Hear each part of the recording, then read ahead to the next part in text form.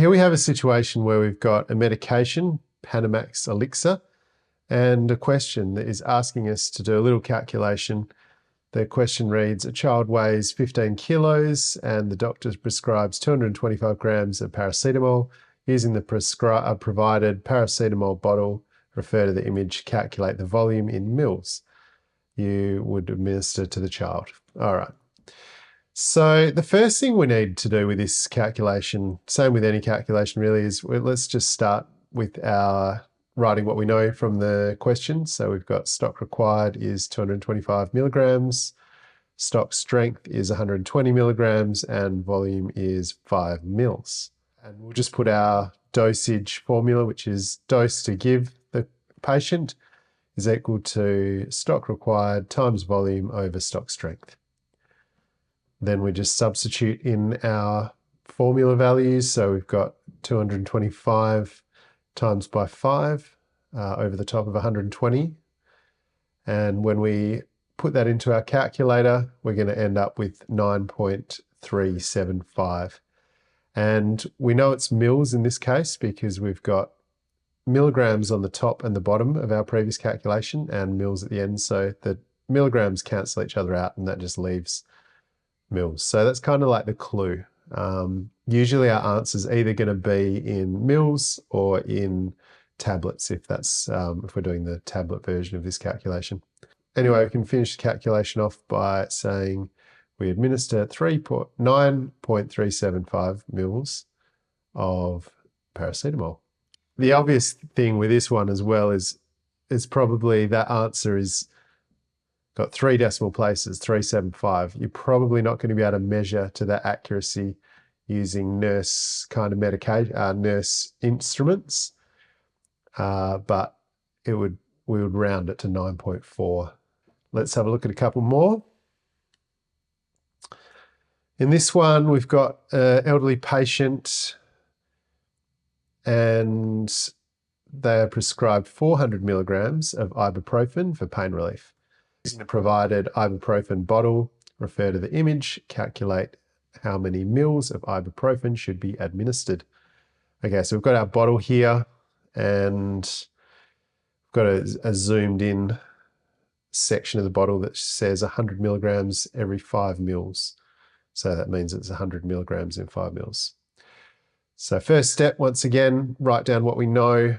Our stock required 400 milligrams, stock strength is 100 milligrams, and volume is 5 mils. And then our dose to give formula is stock required times my volume over stock strength.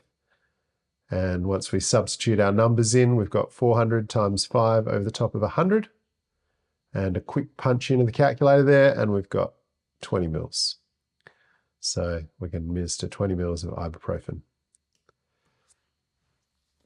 Unfortunately, it looks like I've spelt ibuprofen wrong, but the important thing is the calculation. Make sure that one's correct. All right, moving on to the next one. Okay, so this is one you're probably going to need to get right, given that it is an opioid. This one reads, a patient requires an injection of morphine for a moderate pain. The prescribed dose is 6 milligrams. Using the provided morphine vial, refer to the image, calculate the volume in mils of morphine that is needed to be administered. Once again, we're going to start by pulling out the important information from the question. The stock required is 6 milligrams. Stock strength is 10 milligrams, and the volume for 10 milligrams is 1 mil. Then we write our dosing formula. The dose is equal to stock required times by volume divided by stock strength. Stock required is 6 milligrams, volume is 1 mil, and stock strength is 10 milligrams. And let's put 6 times 1 divided by 10 into a calculator, and we're going to get 0.6.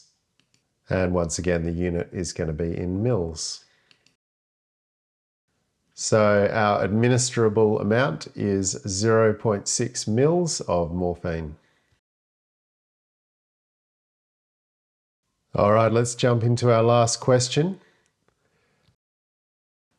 This one is for a 12-kilogram child who needs an antiemetic medication ondansetron at a dose of 1.8 milligrams. Using the provided ondansetron vial, refer to the image, calculate the required volume in mils to administer the correct dose. Now this question's saying a 12-kilogram child, and I know that sometimes these kind of details confuses people, and that's really just in there to trick you. That doesn't really come into our calculation at any point, so just ignore the 12 kilogram for the calculation. Okay, so the stock required is 1.8 milligrams.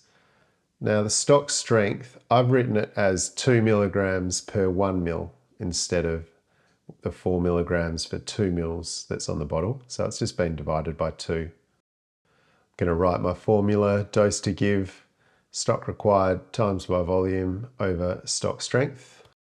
Substituting in my values, I have 1.8 milligrams multiplied by 1 mil divided by 2 milligrams.